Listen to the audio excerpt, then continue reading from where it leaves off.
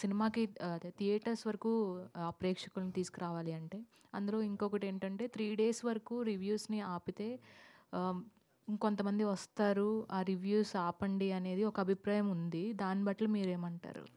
అంటే నీరు పళ్ళంలోకి వెళ్ళుద్ది కదండీ! దాన్ని ఎలా ఆపలేమో మీడియాని, రివ్యూలని ఎవ్వరం ఆపలేం. ఎందుకంటే అదసలు ఆ థాటే ఆలోచనే ఒక ఫ్యూ మినిట్స్ వేస్ట్ ఆఫ్ ఇదని చెప్పి. అంటే ఇప్పుడు మీరు ఒక వెబ్‌సైట్‌లో ఆపేస్తారు.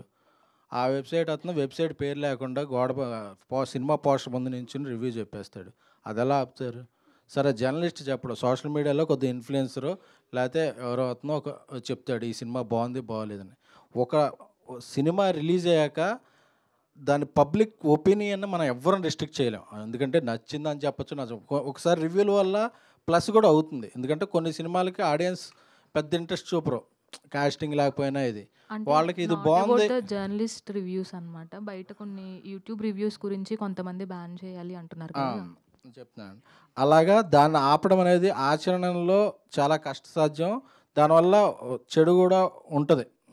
ప్లస్ ఇంకోటేంటంటే రివ్యూస్‌లో గూడా మీరు హిందీ చూడండి, తమిళ్ చూడండి, ఎనీ స్టేట్ ఆఫ్ రివ్యూస్‌లో రివ్యూలా ఉంటాయి. ఇప్పుడు ఇండస్ట్రీకి ఉన్న ప్రాబ్లమ్ ఏంటంటే వాళ్ళు ఎలాబరేట్‌గా చెప్పలేకపోతున్నారేమో.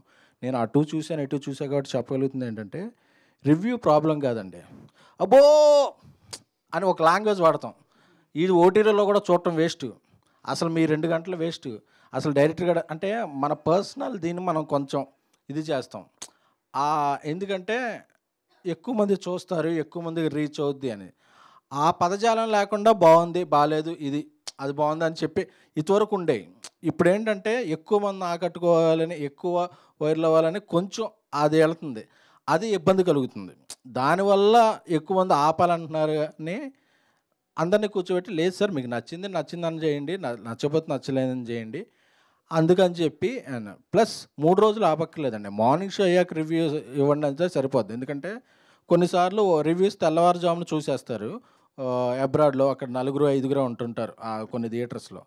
ఆ పూర్తి థియేటర్‌లో చూసిన రెస్పాన్స్ రాదు. అదే మన కూకట్పల్లిలో మా మామూలుగా ఒక మల్టీప్లెక్స్‌లో చూస్తే ఆ రెస్పాన్స్ థియేటర్‌లో ఉంటది. అలా రెస్పాన్స్ లేకుండా చూసిన రివ్యూస్ దీన్ని పూర్తిగా ఇవ్వద్దని చెప్పటం కాదు. ఇది ఇలా చేయండి అనేది ఎందుకంటే ఎవరిని పూర్తిగా ఆపలేము, పూర్తిగా ఇది చేయలేము. సో, ఇది అని చెప్పి మనం చెప్తే బావుంటుంది గానీ, అంతేగాని మీరసలు ఇవ్వద్దు, మీరు చేయొద్దు అంటే అది ఆచరణలోకి వచ్చే పద్ధతి కాదు. అండ్ ప్రొడ్యూసర్ ఎస్‌కేఎన్‌గా తెలుగు టాలెంట్‌ని ముందుకు తీసుకెళ్ళడంలో ముందుంటున్నారు. చిన్న సినిమా, పెద్ద సినిమా అనేది తేడా లేకుండా. దానికి ఎగ్జాంపుల్‌గానే తెలుగు హీరోయిన్స్ కానీ, తెలుగు ఆర్టిస్టులను గానీ ఎంకరేజ్ చేస్తూ వస్తున్నారు. ఇది ఎంతవరకు మీరు ఈ స్కేల్‌ని అంటే ఆ స్టాండర్డ్స్‌తో పాటు తీసుకువెళ్తారు? ఎంత బిగ్ స్కేల్‌లో మీరు తీసుకువెళ్ళాలి అనుకుంటున్నారు? అంటే నేను పనిచేసే సినిమాల్లో అంటే వీలైనంత వరకు ఫస్ట్, ఫస్ట్ ప్రయారిటీ తెలుగు అది ఆహ్, హీరోయిన్‌లు అవ్వచ్చు, ఇతర ఎవరనొచ్చు కానీ ఫస్ట్ ప్రయారిటీ తెలుగు. ఎందుకంటే మనం బేసిక్‌గా మన కల్చర్ తెలిసిన పీపుల్ మన ఇది పైగా మన వాళ్ళని కొన్నిసార్లు అది ఆచరణలోకి చేయలేం. సో, అలాంటప్పుడు బయటికెళ్దాం. బట్ వీలున్నంత వరకు తెలుగు టెక్నీషియన్‌లని, తెలుగు టాలెంట్‌ని ఎంకరేజ్ చేయాలనేది నా థ్యాంక్ యూ అండి. ఎస్‌కేఎన్ గారు. నిఖిల్. సార్. ట్రైలర్ లుక్స్ బాగుందండి. Trailer looks good. మీరు అయితే చూసారా? ఎప్పుడే వచ్చారు? చూసా. ఓకే. ఓకే. సో, ఇలాంటి చిన్న సినిమాలకి మీరు, మారుతి గారు సపోర్ట్ చేసి రిలీజ్ చేయడం అనేది అభినందించాల్సిన విషయం.